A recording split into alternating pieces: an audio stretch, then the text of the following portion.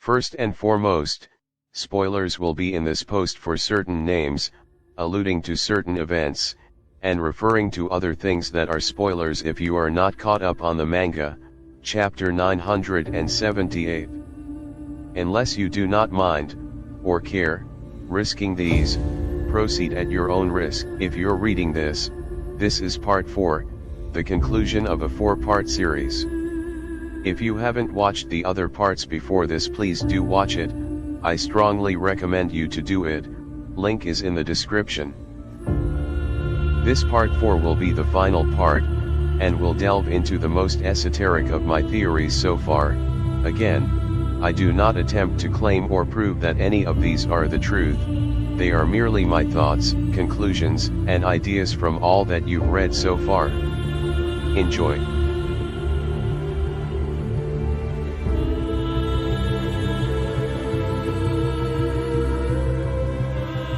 The tree of knowledge that Ohara is built around is 5,000 years old, making it the oldest surviving structure in the One Piece world. When it is raided by the Marines, they found something that is probably a poneglyph in the basement of the structure, the basement in which Robin spied using her devil fruit powers, and it is via this that she learned how to read the poneglyphs. Probably a poneglyph? By now, even the viewer has come to be capable of immediately identifying a poneglyph by sight, and indeed, even within the open, observatory area of the Tree of Knowledge, we see what does look like a poneglyph encased in the wall, presumably for studying. What could the Marines have found in that basement that allowed the Oharans to decipher the ancient texts? The reason I specifically say decipher the ancient texts is because Professor Clover specifically says to Robin that we are the first people in history to learn how to decipher the ancient texts. Once again, I think this is critically important.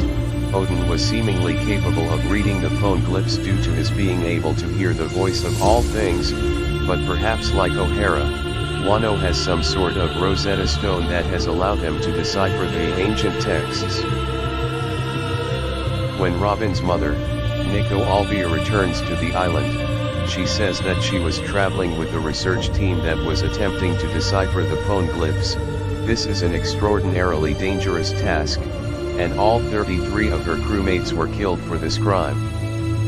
In fact, when Professor Clover rises to give his speech to the 5 Elder Stars as he calls them, he tells Robin to leave for the evacuation ship, because listening to what he is about to say is a crime, and that gives me chills every time.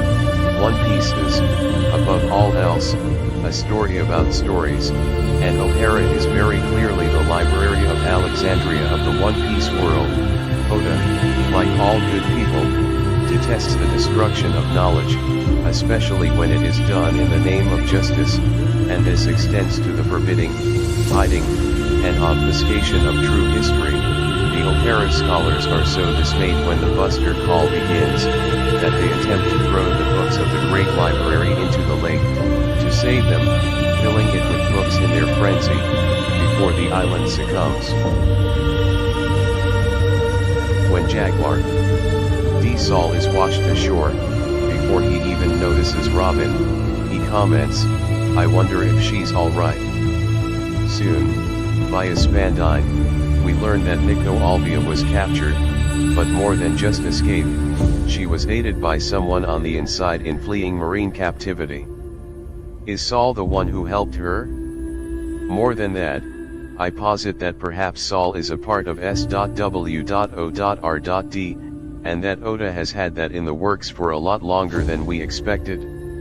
Soon to arrive on the island are Kuzan and Sakazuki, before they became admirals, although they were both already considered monsters, as Sakazuki and Borsalino were both considered so before they enlisted together.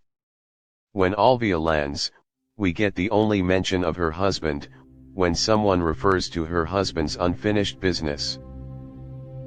Now, the Ohara incident takes place about 20 years ago, and it was slightly before that when the Pirate King, G.O.L.D. Roger was executed, and it has been a long time theory that perhaps Alvia was his wife. Since then, we have learned that Roger had ace via Porgas de Rouge, and it seems unlikely to me that Roger would have had two women with which he had children. We know that her husband is dead, and died 6 years before the O'Hara incident, so it may yet be possible to put those pieces together. What I continue to get odd feelings about is Kyozen. Sengoku was the one to give Spandine the permission to initiate a buster call on O'Hara, and that strikes me as odd. Was it simply a time before Sengoku was as grey and empathetic as he now is, or could it perhaps simply be that even though he already was, he knew of the true history, and as such, even he believed that it would be better for O'Hara to be wiped from the map than for the ancient weapons to be revived. Kyozen, coincidentally, permits Robin surviving the incident, and although he is a good friend to Saul, he is still forced to kill the giant, even as he helps Robin flee O'Hara, Newgate, Marineford. What further strikes me as coincidental about all this, is when he breaks the Marine rules to visit the Straw Hats on their way to Water 7, and where he decides to kill Luffy and his crew rather than let that dangerous woman go free. Luffy, of course, tricks Kyozen, by challenging him to a duel, so that when Kyozen defeats Luffy by freezing him, their conflict is essentially over. I've always had a lot of respect for Kyozen for honoring this deal, when I know that Sakazuki, for instance, would absolutely annihilate the Straw Hats afterward. In rewatching this scene, however, I truly don't believe that Kyozen was ever trying to kill Robin. He freezes her solid, before literally telling the Straw Hats the only safe way to keep her alive, namely, by slowly heating her up until she thaws out. Unless, he says, I do this, at which point he moves to smash Robin, but Luffy grabs her in time. It is at this point that he challenges Kyozen alone. I truly have come to believe that instead of trying to kill Robin then and there, he is instead testing the will, the resolve of her Nakama that she has finally found, and comes to see she truly has found a crew who understands the meaning of friendship. Why, like Sengoku before him, does he then give Shpondam a golden Dendenmushi, allowing him to summon a buster call, and then tell him and CP9 that the Straw Hats are on their way to Water 7? This, again, seems absolutely unlike Kyozen, although it could be argued that once again, as he knew the potential destruction she could initiate as one who could read the poneglyphs, he simply left it up to fate, knowing that if Robin was meant to live, then the Nakama that she had come to love and rely on would be able to handle it. In the end, it turns out that they do, when they rescue Robin from the very gates of hell themselves. Kyozen has gone on to, after leaving the Marines, join the Blackbeard crew, which at this point is something I think we all seriously doubt he did without a hidden, second motive. I believe, also, that Kyozen is likely a part of S.W.O.R.D, and that if he is not its creator, then Sengoku very well might be.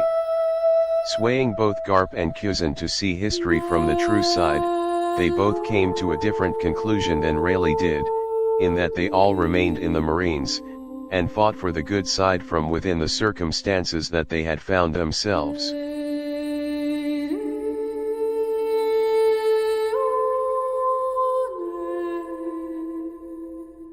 Now, Im had allowed his 5 closest allies to become the 5 Elder Stars, the visible, named faces that the world government, and thus the Marines would report to.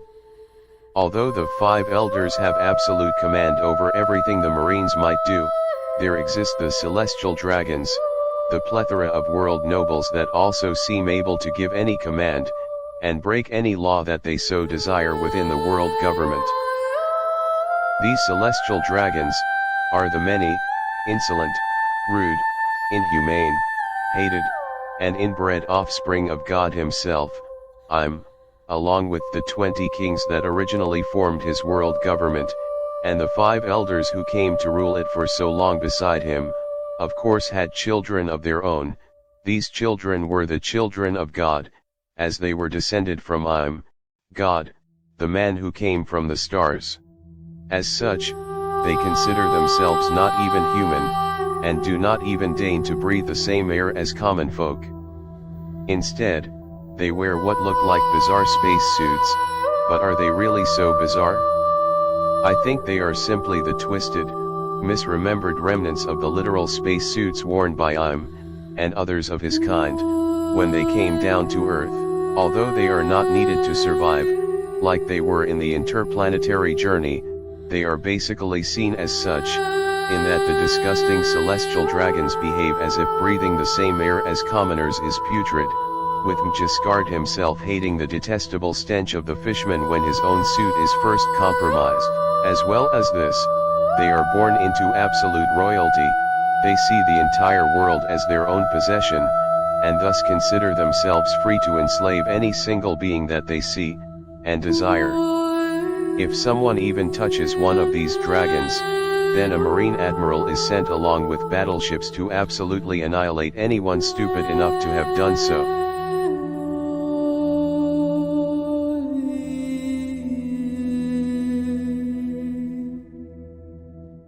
Another of the massive mysteries that most people seem no longer to attempt to explain or include in theory crafting, are the absolutely monolithic gates of justice that exist adjacent to an ice lobby, Impel Down, and Navy headquarters, the old location of Marineford. The gates of justice are titanic, absolutely dwarfing the facilities which they border, and seem to be made of solid steel. What possible hinges could these doors reside on, and how do they open and close? They are clearly far too large for any human to open, and even someone like Kaido might have to actually exert a lot of effort to open these huge things. The three gates are all adjacent to the Tarai Current, a massive whirlpool that continuously surges within the boundaries of the gates. The Marines need not care for any pirates who make their way into this current, because they will simply be unable to leave, as the Marines will simply refuse to open the gates, thus leaving the pirates no way of exiting. It is via this current that the Marines are able to travel so quickly between these three locations, as indeed, the Buster call on an ice lobby arrives extremely timely after it has been called. Gloriosa states that to travel from Amazon Lily to Impel Down would take 7 days without the current, and 4 days within it. As such, it seems that one can travel 3 days worth of distance in half an hour from within the Tarai current. I posit that this is how Shanks got to Marineford so fast. He simply used the current that no other pirate should be able to use. Whether this is due to his sheer strength, some technique, the specifics of the functioning of their ship, or due to his relationship to the world government, are all still arguable. However, I will come to posit that Shanks is not a celestial dragon, but instead is the one and only friend to Im. As well as this, I truly believe that Shanks is insanely strong. He was perhaps able to deter Kaido from attacking Newgate before Marineford, purely through merit of strength alone. Elsewise, he is simply strong enough that this was a fight that Kaido was not interested in. That aside, I think that the Tarai current may be some sort of massive quarry, where the world government has either mined in search of, or is actually mining a massive pyrobloin deposit itself. This gigantic hole in the sea/earth, combined with the tumultuous and unpredictable way that the sea is interacting with the exposed, reactive pyrobloin, is what causes the continuous whirlpool-like current that continuously runs around it. This is why the gates of justice exist in the first place, because along with an ice lobby, the origin of justice and the original birthplace of the Sunlight Tree Eve, this is one of the best kept and most important secrets of the world government. Wano is their source of sea stone, but perhaps that is due to the smithing and craftsman nature of the enslaved, isolated peoples there. Perhaps Wano is not the only source of pyrobloin, but is instead simply an additional secret that they have had to fight to keep for centuries, until they could meld and smith it themselves. This, in essence, makes the gates of justice the gates of hell, and Luffy is the first pirate to ever step as close into an ice lobby as he does, and these very hell gates as he does, and he does so in order to wrench Robin from the world government's hands, mere moments before she would have been impossible to ever save again. Amazing, then, that this monkey is in fact the first person to break into Impel Down. After Shiki was the first to break out, he is the Dante of the world. Back to how these massive gates open, I believe that the world government has enslaved Sky Kings in the Tarahi current, perhaps even the old, giant continent Polar Oni themselves, and perhaps the oldest and largest of these are Sky Kings in a way. Of course, by this point, the speculation and arbitrarily created definitions might seem to be redundant, and somewhat shaky, but I am simply throwing the thousands of darts that this theory creates at the monolithic story that is One Piece. Perhaps Sky Kings or Oni are the ones that pull these giant gates open on their hinges, for we see no visible way that they should even be capable of opening.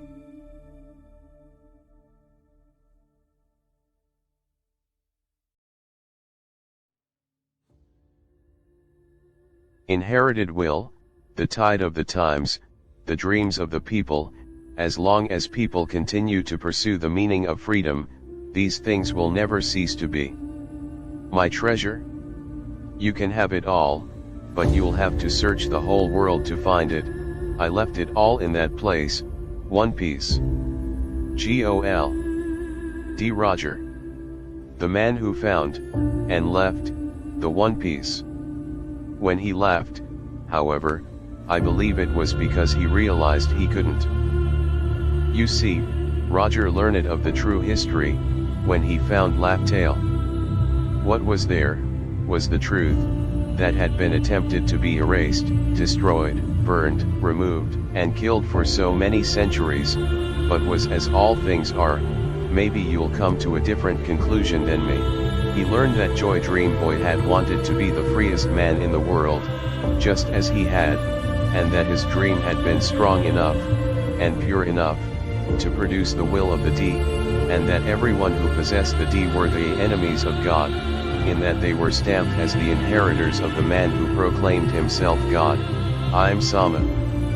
He learned that he was too early, that Poseidon and Uranus were not ancient weapons, they were not even weapons at all, they were his old friends, that traveled with him on this funny, traveling tale, and that he would simply be 20 years too early to even meet one of them, or to fulfill the will of the D that he had inherited. Well, that was just fine. Roger had already got what he wanted. Ha ha ha ha ha ha. So they toasted, and disbanded, with Roger satisfied with achieving his dream, and being stamped the Pirate King, Gold Roger by the world government. What a joke. Ha ha ha, how I'm so petty, attempting to label Roger a mere pirate as if it were an insult, and to think that he could hide the nature of the will of the D in such a way, the next, true D that would come along, would not need to know a word of it. So, what was it that Roger told Odin that left him speechless, and sent Newgate into gouts of laughter? I'm going to turn myself into the world government, and when they kill me, start a new, great pirate age. Thus, with his death, Roger ensured that I believed that he had won, and that the centuries-long wait that he had endured to face his straw hat-wearing rival was over.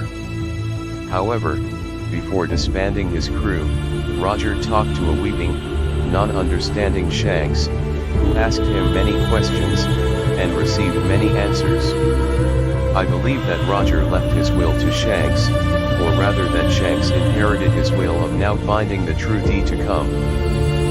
Shanks, growing stronger by the year as Roger's will continued to grow inside him, eventually found Luffy, betting his arm on the new age as he says to Newgate, and leaving the straw hat to Luffy, telling him to only return it once he has become a great pirate. By an ice lobby, one could rightfully ask why didn't I just kill Luffy, then, if he believed he might be the real true D. Well, by Marineford. Luffy is barely making it out alive, after witnessing Akainu kill his brother and send him into shock, while none other than Marshall D-Teach shows up to kill Whitebeard and steal his fruit. Which of these, to him, looks like the more likely candidate for the true D that he should be wary of? Teach soars through the Shikibukai rank, barely having it long enough before becoming a Yonko, and thus, at the Reverie, it is both Luffy's and Teach's wanted posters that he holds, and then slashes up.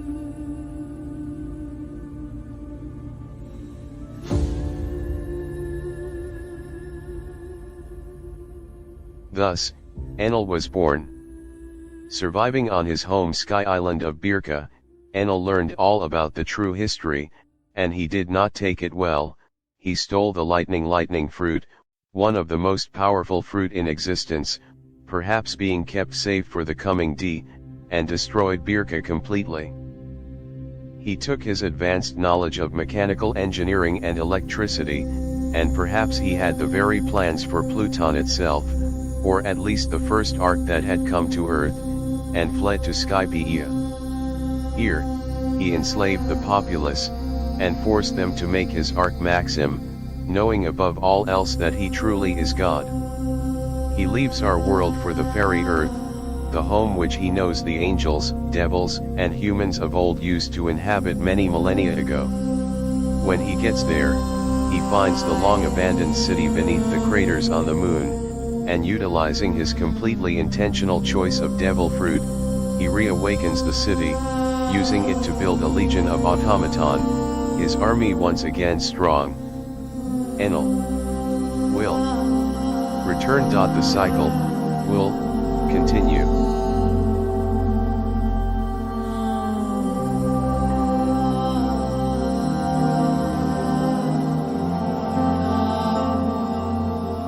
Now, my predictions for Wano.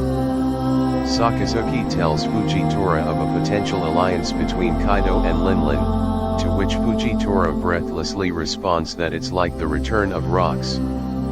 Does he mean the crew, or Rocks? Dzebek himself? Borsalino moves to head to Wano, but Sakazuki stops him, saying they need a better understanding of Wano's military capability before making a move.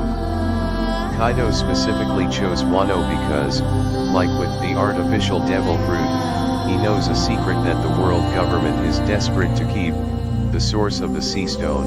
Chance, or perhaps fate brought Linlin there while the Straw Hats and their company moved through their plan, and they allied with each other, knowing that with their combined power, a power largely borrowed from Xebec, they could be the king and queen of the world. Of course, people don't change, and they both plan to screw over the other by the time the plan is completed. The Adventure of Momotaro, the story that Momonosuke seems to be highly based on, involves Momo heading to the island of Onigashima, in order to slay an Oni, and along the way he has the help of three creatures, a pheasant, a dog, and a monkey. Law, Kid, and Luffy fit these quite well, and are aiding him on his journey. However, I propose that not only is the parallel twofold, but that it is quite literally telling us who is going to show up at Wano. Kuzan, Sakazuki, and Borsalino will all come. Sakazuki and Borsalino will come after being ordered to by the five elders, something even Sakazuki will not ignore, in order to ensure that their assets and interests are not interfered with by the meddling of pirates. Lucci will also be there, as CP0 has already been shown to be heavily involved in the ensuring of Wano's cooperation, with Orokai being shown to be more than willing to even trade with them, in order to receive more Marine battleships. Remember what happened when Teach tried that with Sakazuki? I mean, Lucci was effectively sold to the government by the very same sheep's house that Linlin ended up at. Teach, of course, will himself show up, as a gathering of that much power, and thus, powerful devil fruits, will be something he cannot ignore. Alongside him, thus, will be Kuzan, under the apparent role of a Blackbeard pirate crewmate, but whom is really there not to serve the interests of Marine or pirate, but S.W.O.R.D, the closest thing to in between we've seen so far. At some point, I believe that Shiki might very well even show up. He failed in his attempt to side with Roger, and since, has been laying in wait for a few decades. He isn't likely to be the lurking legend we are waiting for, as he is said to be introduced in Wano, and will be the toughest thing standing in the Straw Hats' way to date. Shiki, Kaido, and Linlin will all lose their haki taken from Xebec, perhaps when Linlin attempts to yank it out of them, stealing it for herself, and forcibly taking the life debt that Kaido owes her. At this point, the critical moment of Xebec's master plan, so long in the making, will come to fruition. Teach will attempt to attract all of this soul, this massive amount of raw haki power, and when he absorbs all of this, he will no longer be able to resist Xebec's will, taking over Teach's body, with it breaking and twisting to more accurately form its new master's will. Xebec will have returned.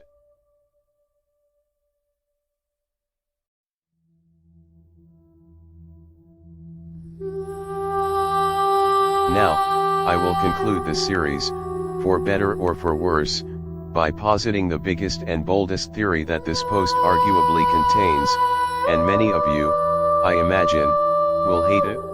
Dracule Mihawk is I'm. If you've made it this far, not only do I once again immensely congratulate you on reading a short novel, but I also honestly ask how the bloody hell have you tolerated me for so long? By this point, the claim that Mihawk is I'm will probably not even surprise you, as long ago did I cross the boundary where a reasonable person would absolutely dismiss me as a raving lunatic. However, if you have made it this far, then it means you've either felt that thrill of excitement that comes from reading such fantastical theory crafting, you've seen the dots I've attempted to connect and actually think there might be something to all of this raving, or you're just plain interested to see how deep my madness goes. Nevertheless, whichever it may be, I shall attempt to explain why I think that Mihawk being I might not only be the case, but why it makes sense within the themes of the One Piece story, and why it might even make sense within the facts and events that we've seen within that story. Don Quixote da Flamingo informs us in Dressrosa, that the power of the secret technique of the Ope no Mi, combined with the national treasure of Mary Geoise, will allow one to rule the world. With the perpetual youth surgery already performed on Im, he would prepare himself as best he could for the return of his rival. With Jewelry's power, he would be de-aged until he was but a young child. As we've seen, the people that are affected by her power retain all of their faculties, instincts, knowledge, and for the large part, their capabilities. Although he would appear as a young boy, Im would still have the absolutely dominatable haki strength that he had previously. Shortly before Roger's time, Im had decided to do this once again, a sort of 8th century sneak attack. This time, he would use a single means of combat, utilizing his entire strength into a single discipline, in order to strengthen and master that discipline to its highest potential, swordsmanship. I've already informed you how Im could, when written with certain characters, be translated as Buddha, and this is because above all, Im considers himself God, Kami. The opposite of Im, therefore, would be me, or me. Im would take this name me largely for his own amusement, as well as to walk amongst the humans as simply me. Over time, he incredibly quickly earned a name for himself, rapidly becoming the world's strongest swordsman, and over time, his name changed. First he earned the nickname Hawk, for his incredibly unique and piercing eyes. These eyes are yellow in the anime, but they are red in the manga, the same color and appearance of Im-sama's eyes. Due to these eyes, he came to be known as Hawk Eyes, and Mihawk was eventually simply appropriated to Mihawk. Finally, the strongest swordsman in the world was known as Hawkeye's Mihawk. Now, what about Dracule? Well, If we look at the most basic assumption we can make from that name, it appears to be referring to Dracula, who was the strongest vampire amongst vampires. He had many powers, which he is believed to have gained through deals with the devil, and has amassed cunning and wisdom through the centuries, leaving him unable to die by the mere passing of time. He has superhuman strength, speed, and agility, as well as the ability to shape-shift, and of course, his telepathic and hypnotic control over his underlings, and anyone else that he should choose to afflict. He can, within limitations, also teleport at will, and travel rapidly in this way to places he can envision in his mind. It is because of all of the above that I believe Mihawk chose the name Dracul. He has been the immortal, ancient, powerful Shadow King that sits upon the empty throne, ruling the world from the shadows, using obfuscation, destruction of knowledge, and the forbidding of the learning of history in order to maintain his influence, and control, and justice, over the entire globe. But there was one thing that, with all of his power and capabilities, he still could not achieve, and that was the reading of the poneglyphs. At Roger's execution, Mihawk thought that he had won. Over time, he befriended the ex-crewmate of Roger, Shanks, and dueled with him repeatedly, probably pushing Shanks' strength even further, and Shanks was, in this way, the only real friend that I'm had the pleasure of knowing in almost 8 centuries. He even brings Luffy's wanted poster to his old friend, whom he refuses to duel anymore, as there is no point in fighting a cripple. He encounters them at the Baratai, although Luffy is coincidentally not wearing his straw hat at the time, and recognizes the fierce spirit in Zoro, a swordsman's honor that he has not seen in a long time, which is a big compliment. Why does he help Luffy? Well, because his nemesis is already defeated, so as he says to Don Krieg, he is simply killing time at this point. By an ice lobby, as I've said, he is starting to get annoyed. This Straw Hat is doing things that no pirate has done before, and perhaps he was wrong about the D that was Roger, but, alas, by Marineford, Luffy is crippled and in need of rescue, while Marshall D teaches killing Newgate, and becoming the first person in history to have more than one devil fruit power. If anyone should be cause for concern, it seems Teach is the one. Come Sabayati, and Bartholomew Kuma sends Zoro to none other than Mihawk's abode, a lonely island which is a complete metaphor for life, and the stories in stories, the human drills there learned to use weapons from watching men, and wiped out the kingdom living there, and later Mihawk resides in the castle alone. Was it chance, or perhaps an experiment in increased intelligence, for the sole purpose of providing I'm an isolated, protected, and kingly reside? Either way, Mihawk and Perona eventually start to till the land, and the human drills again learn to live peacefully. In fact, when Zoro asks Mihawk to train him, it is one of the only times we ever see Mihawk laugh, and I think it is because he is bemused by the huge coincidence that would once again place Zoro in front of him, his own rival, to be trained by him. Of course, he accepts. He knows there is no real chance for Zoro to ever beat him. At Marineford, everyone is shocked that Mihawk even shows up. We've already learned from Daffy and Sengoku that it is rare for Mihawk to show up to even the Skikibukai meetings. At this point, you might even ask why the Skikibukai exist at all. Using pirates against pirates makes a lot of sense, especially with the Yonko already stomping about, and it is a perfect way for Mihawk to not be pursued by his own marine force. When Mihawk leaps atop a barrier, Daffy asks him, "Oh, are you actually going to fight?" But Mihawk replies that he merely wants to test the level of difference between that man and us. He wants to see with his very own hawk eyes what Newgate is capable of, before the man is done in. He is not weaker than Newgate, he is stronger. He uses an unnamed attack, a flying slash towards Newgate, and Newgate displays his power by trusting his children to protect him, and Yozug, with immense effort, deflects the attack, which slices through the frozen tidal wave adjacent to them, earning the shock of many onlookers. Yozo has, with the Diamond Fruit, a specifically defense-related devil power, and still only manages to deflect the attack. When Mihawk then decides to pursue Luffy, he apologizes to Red Hair, saying that he will not hold back. He watches Luffy advance from ages away, his observation hacky on another level, and moves to slash his arms. In this moment, Luffy uses Future Sight, stating that if he'd attacked, he would have lost his arms.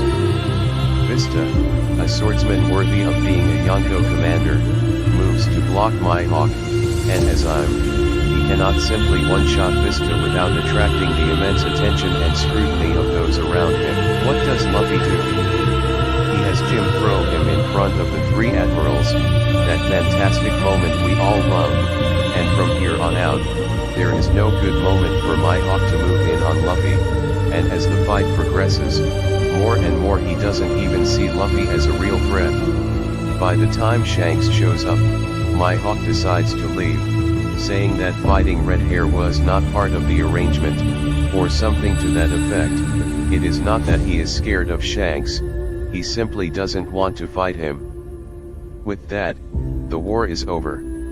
Shanks was able to visit the five elders without being immediately targeted, both because he is strong and skilled enough to do so, and also because he is somewhat protected from them, as they know that he is Im's friend, and to kill him would be to attract the ire and wrath of the World King himself.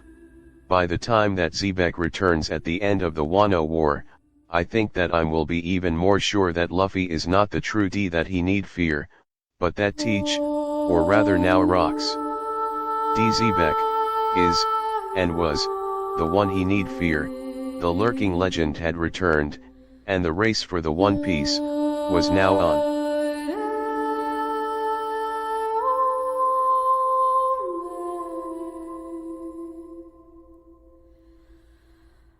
In summation, Luffy will win. Not because he is part of a prophecy or a war many hundreds of years in the making, he doesn't even know that he's a part of it, and that is why he is the only one who can find One Piece. Because, you see, although I do believe that there will be a physical treasure of some kind, that is not the One Piece Roger spoke of. When Luffy has overcome the world government, when he has saved kingdom after kingdom, has opened the borders of Wano, reunited the Minks, and the Fishmen, with the surface world that they can now call home, when he has united every race, creed, kingdom, and peoples, he will have found One Piece. I really hope, God forbid that you actually just read the entire word vomit above, that you enjoyed your time reading it, whether you think any of it could even be right, or whether it's a huge load of stinky poop. I had a lot of fun making this, and this theory has been weeks in the making, festering in the back of my mind uncontrollably until every facet of the story was being twisted and tested to see if it fits. Again, literally all of this could be wrong, and I would not mind, as I had the time of my life making it, and I am immensely blessed and grateful for even a single person having watched and enjoyed this. If you didn't, leave a comment saying why, or don't bother, and simply downvote, because as I have said before, if I am right, then I will feel immensely bad for even having ruined the experience for a single person. I am so comforted by the 99% certainty that I have not figured it out, and again, I don't even believe that's possible, as the fantastic, wonderful, and beautiful story that Oda has penned is so immense and gargantuan in its scope, that I think it is possible to theorize many different explanations for all the answers, without any of them being right. Looking forward to seeing where that Bodhisattva takes the rest of this story. It truly is the greatest story ever told. Love, peace, happiness, and have a great day, and stay safe. Till then, peace.